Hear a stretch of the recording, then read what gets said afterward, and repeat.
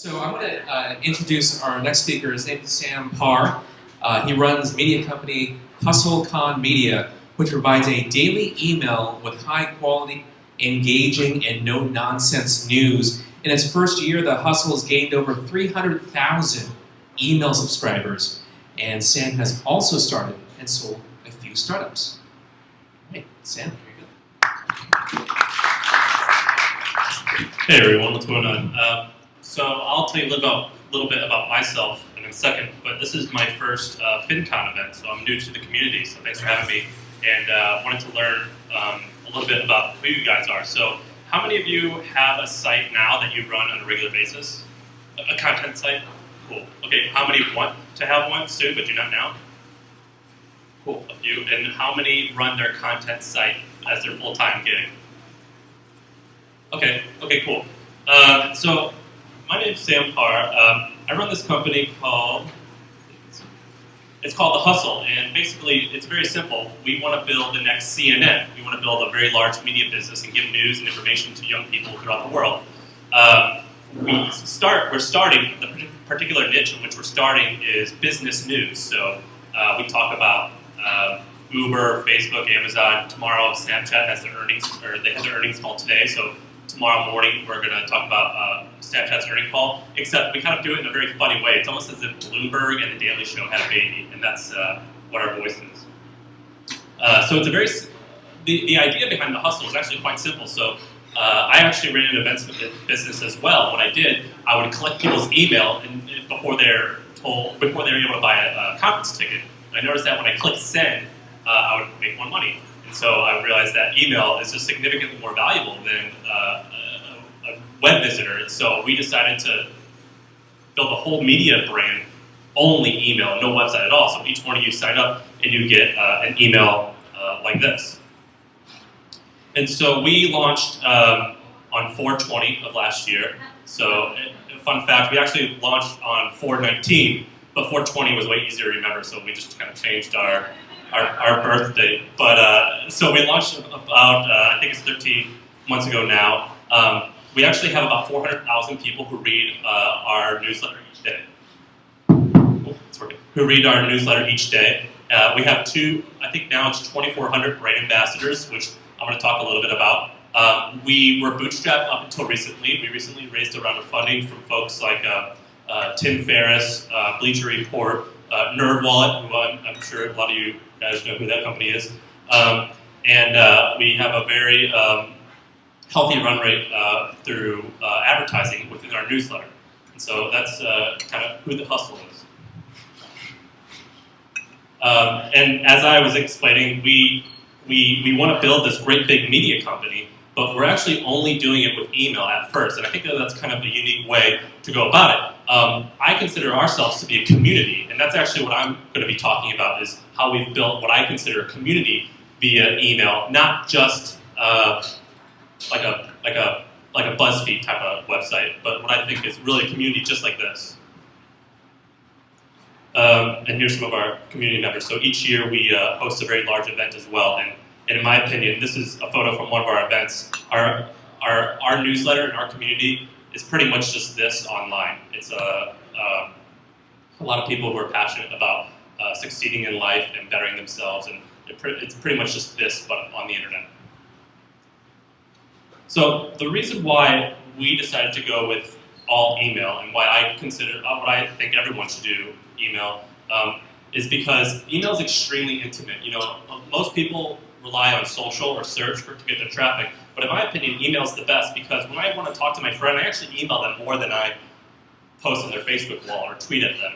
You know, email's typically the first place to go. The second reason why I love email is because it's almost like we control our own destiny. So we have about 400,000 subscribers, and whenever we hit send in the morning, at least 50% of those people are going to read the content that I just worked really hard on producing.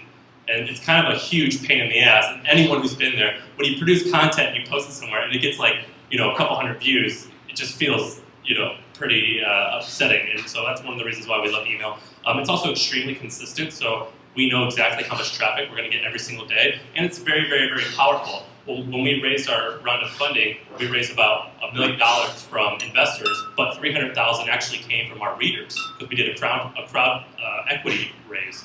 And I would be shocked if you could do that in 24 hours with just a website. So it's very, very, very, very, very powerful.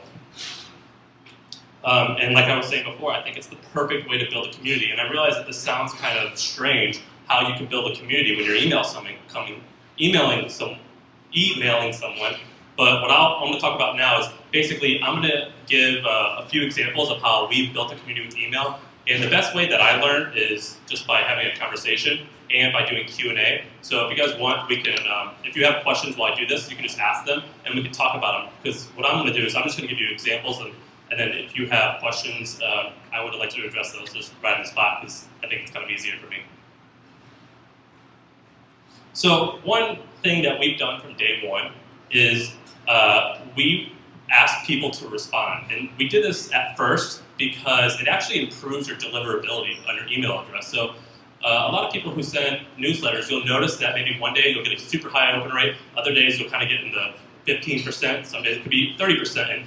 And if you notice, that's probably because maybe you go into spam. Well, one way to fight that is you reply to people when they respond to you. And so that's one of the reasons why we started doing that. And then when we started doing that, we noticed that the same people would start replying to us all the time. And we started getting conversations to where we actually began to know these people. And at this point, we get about 1,500 replies a day. And I've hired people, and that's all they do is they just respond to emails. And I know that sounds really crazy and really not scalable, but I've got some examples of how that is done. What we do is we signed up for this software called Intercom. I think we pay $50 a month now, maybe $100. It's not very expensive. And an email comes in, and it goes into this queue, and each day, at the end of the day, everyone spends, the two people who we've hired, they do it all day, but then I'll go through the emails that are assigned to me, and I'll spend an hour answering literally everyone. And this is great for a couple selfish reasons and a couple not selfish reasons. The first is that our deliverability has gone up significantly with it. So we send 400,000 emails every single day, and it's about a 50% open rate. And it's one of the reasons is because we go to people's main inbox, and part of the reasons is because we respond to everyone's email. And then another reason why this is great is it just kind of feels good when you respond to someone, or when you take the time to write a really long email to a company that you like, and they respond saying that they agree with you or that they're sorry if you made a mistake or something like that. It really makes a big difference. And we've gotten to know these people over the years, and it's a very, very, very simple tactic. And I'm sure a lot of you guys might do it, but you maybe do it if I have time, I'll respond. But we've noticed that really setting a few hours aside each day doing this has made a massive impact on our deliverability. And we have proof on our through some of our analytic tools that the day we made this a point to do this every day, our open rate has gone up. Another very interesting thing that I've noticed a lot of people do is when they send an email, this is particularly big companies, they send emails to no reply at email addresses. So I'm actually a subscriber to Goldman Sachs has a newsletter that I love, and I'll respond to them saying I see a typo, or I'll respond to them asking how long it took them to write it. I just want to engage with that community, and I get a response that says, people don't check this. And I think that is the worst way you could, the worst thing to do when you're trying to build a community is to do this. Does anyone here do this? Sweet. Okay, so no one's breaking that rule, but you guys know what I'm talking about when you reply to this email. It's just it's like a headache. It would be so simple, especially if you're a large company, to hire someone full time to do this. I'm amazed that people do this. And one of my favorite stories is this is the founder of Pandora. His name is Tim Westergen. He spoke at one of our events, and I emailed him. I hit reply on the welcome email that you get when you sign up for Pandora, and he replied. And I was shocked. He signed his name, and I was like, "Wait, this is Tim, the founder?" And he said, "Yeah." And I became weird. What's that movie called with Tom Hanks when they become internet email friends? You've Got Mail. I was what's her name? Megan. I was Meg Ryan, and he was Tom Hanks, and we became friends. And he ended up speaking at one of our events. And I've done this with a bunch of people. So Craig Newmark, the founder of Craigslist, if you respond to a customer service or if you like email their customer service line, there's a high likelihood that you'll get replied by him. Our office is actually in Craigslist's old office, and I've emailed the customer service line telling him that, and he's responded. And I think that little things like that, of responding to all like making a point to really respond to everyone, it sounds like a time suck, but it's actually an extremely helpful tactic to growing your brand, because it's a really cool surprise and people have thoughtful responses. And it's those small things that really make a huge difference when it comes to building a community. So we have a few principles for our company, and one of them is that, and I was talking to PT earlier about this because you guys have done it quite well, and that's with a lot of our brand, what we're really trying to do is build a cult. So we're trying to create a movement, and what we're trying to do is rile people up around a certain story or a certain emotion that they have. And one way that we've been able to get the community, who at this point it's nearly millions of people who I don't know all of them, but one of the things that we do is we do what we call cult building or meta content.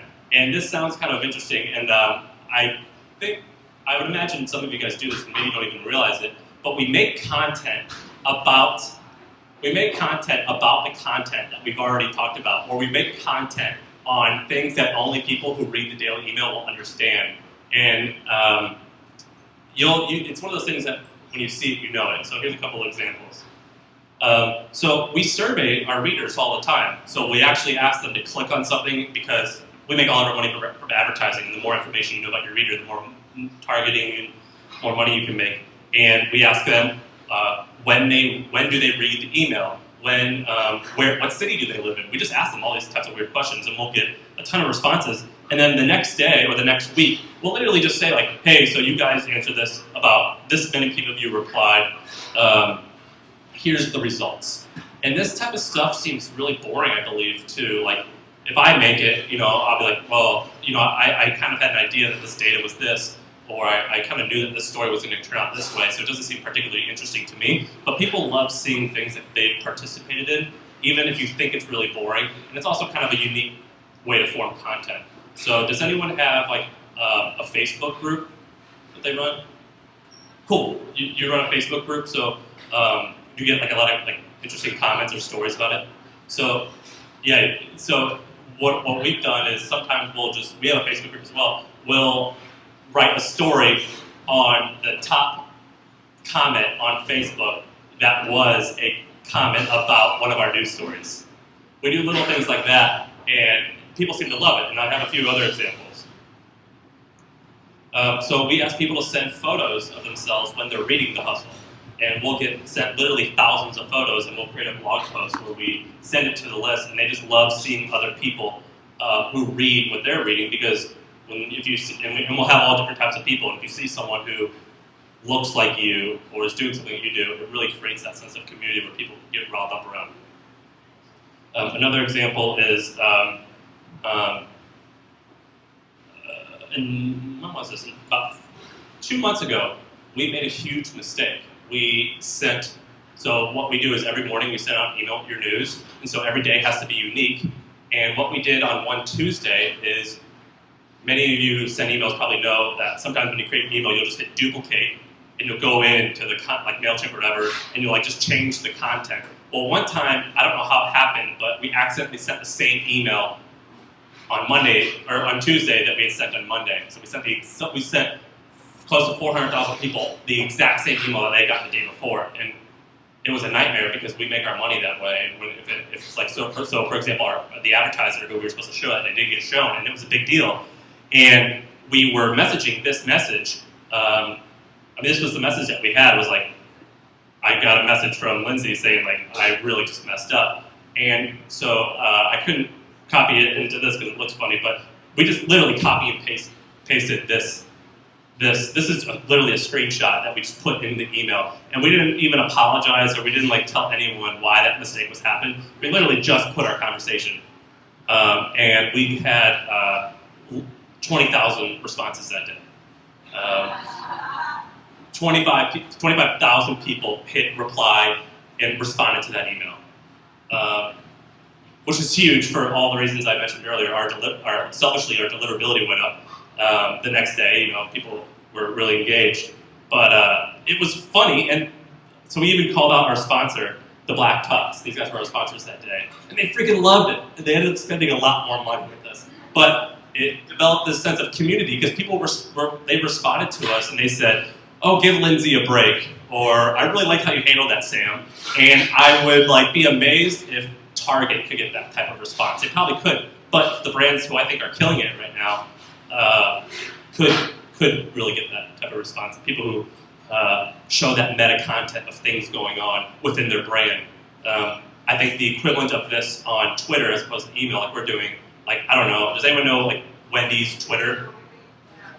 It's kind of like that. It's like silly meta stuff that you're not used to seeing, but that actually builds a sense of community, and this is one way in which we did it. The fourth thing that we really do is we ask people to not only reply via email, so a problem that we were trying to solve recently, we're like, okay, thousands of people are responding to us, and they're all really cool, thoughtful people, and they have really cool, thoughtful things that they're saying, but we're only enjoying them, and that's okay when you have that one-on-one interaction.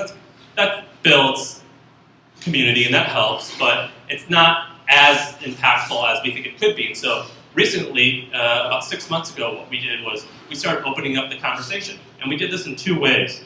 The first way is, so we have a Facebook group that many of you guys know, or a lot of people here have Facebook groups, but we did two things with it. One, we built up the system, and we were actually inspired by a Tim Ferriss article. It's called Tim Ferriss, or How Harry's Razors Got 100,000 Emails in 30 Days, or something like that. Has anyone read that post? If you Google Harry's and Tim Ferriss, you can probably find it. Basically, they did this launch sequence where they were able to get, I think, 100,000 emails in 2 weeks or something crazy like that. And at the bottom of the email, they linked to their GitHub and they put their source code in there for this little referral program that they built. And we pretty much just took that and customized it and made it our own. So now, with The Hustle, if you subscribe to our email and engage a lot, you'll get an invitation to our ambassador program. And the way you become an ambassador is you get this special unique URL, and if you share it with friends, you get either a t-shirt or a sticker. It depends on how many people you share it with. You get gifts that we mail out. But you also get access to our Facebook group, our ambassador group. And in this ambassador group, as of now, I think we've got 2,400, 2,300, I forget. And they've everyone here has shared and gotten at least 4 people to join our email list. The average is actually 28 people. The average person here is for 28 people. And we have this whole Facebook group where people are conversing about the content that we produced that day, where they're saying, hey, did anyone hear how Jeff Bezos did this thing or that thing? I think that's stupid, or I think that's awesome. And they're having arguments and debates. And in the email, we'll put, tell us what you think in our ambassador group. And people start commenting on that. And that makes a big difference. And we also do it with our Facebook posts. So in the morning, before we send the email, we'll just post one story in the email, on our Facebook page, and then we'll ask people to comment on it. We'll link to it from Facebook, and in that way, every user can see what each other person is saying, and inevitably people stalk everyone else, and it just is kind of cool to see what type of people who read what you read. Is your ambassador group on Facebook private? Yeah. So she asked if our ambassador group on Facebook is private. It is private. Yeah. And the way that it works is we built this whole automated system. So once you reach a certain count, you automatically get set the link to join the group. And then you also get sent like a secret Shopify store, and that's where the people enter in their information, their shipping information. So we can send you like your sticker or your T-shirt or your hoodie or whatever prize you've won. And that's how we've done it. And then the second way in which we've done this, which I think is actually way cooler, is on Wednesdays, most Wednesdays, we'll ask a question to our audience. It's a very simple question. This week it was, what was the biggest fuck up you or your colleague ever made at work? That was in March. That was when we did our Slack. That was actually right after we did that one Slack where we sent the same email twice. And people it's literally just a WordPress page with, you guys know the comment section from Facebook, like you can have it in your blog. There's no content on the site, just the comment section.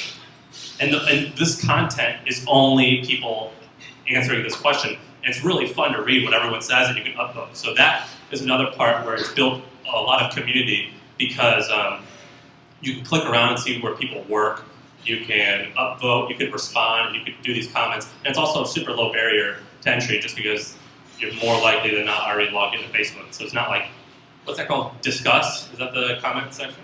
It's a little bit, I think that's a little tougher because it's anonymous.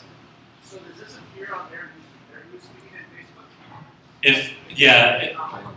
So if I were to type a comment in here, the box that says show up on my newsfeed is automatically clicked. So unless you turn it off, then it won't show up.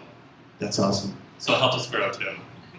Yeah. And so we'll get this one. Looks like it had 40 comments, but sometimes you'll see literally 1,000 comments. And we ask all type of helpful questions like, what's the best thing? I think this is another thing we stole from Tim Ferriss. What's the best thing you bought for under $100 in the last month? And that helps us figure out what kind of advertisers we want to go after, but also we find cool products. What's the WordPress plugin that you use for the upvotable comments? This is just Facebook's generic. I think someone could help. I didn't. My partner's the technical one, but I believe Facebook has a generic comment section for WordPress. So then when you use that, I think it's made by Facebook. So if you go to the WordPress site and search Facebook comments, it's just the most popular one. And so we just created a page where, like, it's a page, not a post. We kind of tinkered with the template a little bit, but this, like the page literally only looks like this. So it's just a page, but with like a H2 header and just the comment section. It's kind of interesting. It was kind of a hacky way to do a comment section, but it ended up working way better than most comment sections. And this creates tons of engagement. So like Daniel Parker, I see this, this is just by chance. Daniel Parker, you guys can't really read this as good as I can. He's one of our ambassadors, and I just happened to recognize him, and I just clicked on his profile, and I learned a little bit about him. And it just kind of helps me learn about my audience. But I know that like tons of other people are seeing someone that they know or someone they recognize comment on here, and it's just social proof, and it is one of the many ways in which we're trying to build community with just an email list. And this is what I was describing earlier. The way I think I was talking to you, PT, I think when we were talking about our ambassador program, how many of you have had people email you and say, I love your content, I love your site, how can I help? I mean, it happens pretty regularly, I would imagine, where people say, like, I like what you're doing. Is there anything I could do to contribute? Well, we used to get that all the time, and that's why we came up with our ambassador program. And basically the idea here was these people are already wanting to help us, but telling them just to share it with a friend or two was kind of ambiguous because there was no like feedback loop for that. It was really hard to track. And so what we did was we built this ambassador program, and we just took GitHub code that was already on there, and we made it our own. And so I think, can you guys read that or not? It's kind of difficult. But we have stickers, t-shirts, hats, hoodies, all types of stuff, because we kind of figured out our lifetime value of a user, and we know like what each email is worth compared to what we're paying for this merchandise. And what this does is that people will sign up and they'll get an automated email sequence thanking them for reaching the next milestone, and they end up getting sold gear. But this is actually kind of cool because we hear stories all the time. I just got a text message an hour ago of someone who was walking through Central Park, and they had their Hustle t-shirt on, and someone was walking by with their Hustle t-shirt, and they high-fived. And these guys didn't know each other. It was my girlfriend's dad was wearing this shirt, and he said someone saw him and recognized him, which, by the way, was awesome. I looked way cooler in his eyes, because now he thinks that I'm more than just like an internet nerd.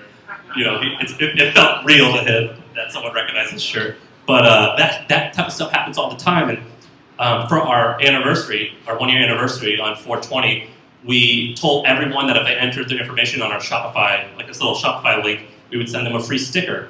And we ended up sending out about 11,000 stickers.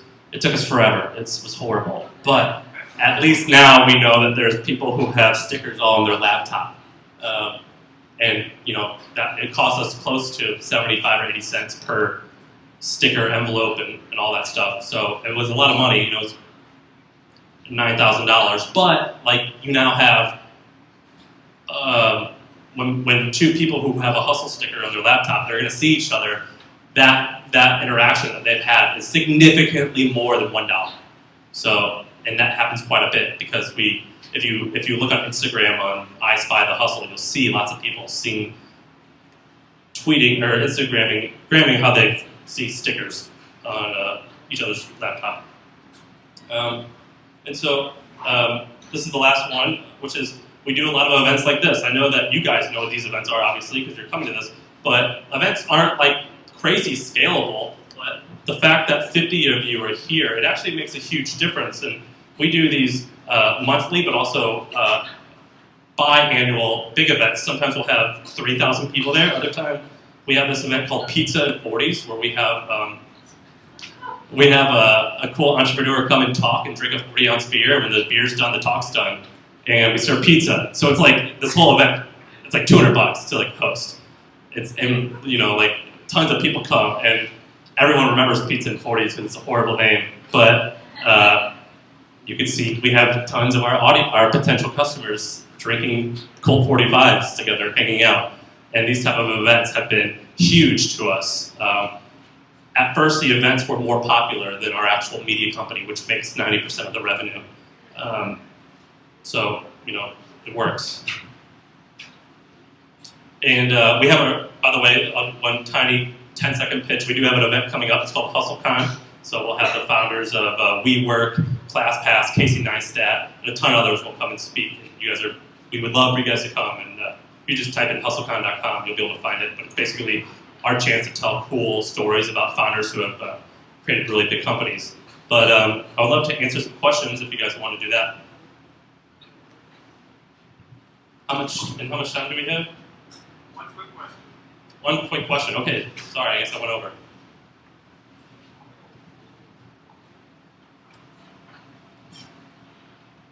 Yeah.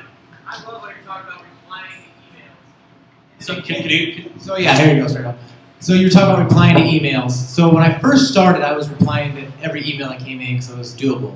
And over the last 2 years, it would take hours and hours. So how did you go about doing that when you grew a list of 400,000 people? I can only imagine the amount of replies. Are you using canned replies, or are you individually replying to every single person? Well, if someone says something like, "I really love what you're doing. Thanks for doing this every day," I'll just respond like, "Means a lot. Thank you." And I know that I get about 30 of those a day. So when I go through them, I just have that one copy, and I just copy and paste, copy and paste, copy and paste, copy and paste. If it's more of a thoughtful one, the one that I need to thoughtfully reply to, I'll save it for later, and on a Sunday night, I'll try to get through all of them. Intercom has helped organize it, so now there's 5 people that answer an email. Our 2 writers respond to everyone in the morning, and then anything that isn't related to them, they dish off to me, our events team, if it's about an event, my co-founder, if it's about tech and design, and so they distribute it. However, we are going to be hiring interns to help answer these this summer. Intercom has helped us big time. Intercom, it's like, I'm pretty sure it's a pretty big company, but Intercom has helped us. Gmail is too much at the moment. Yeah. All right, thank you.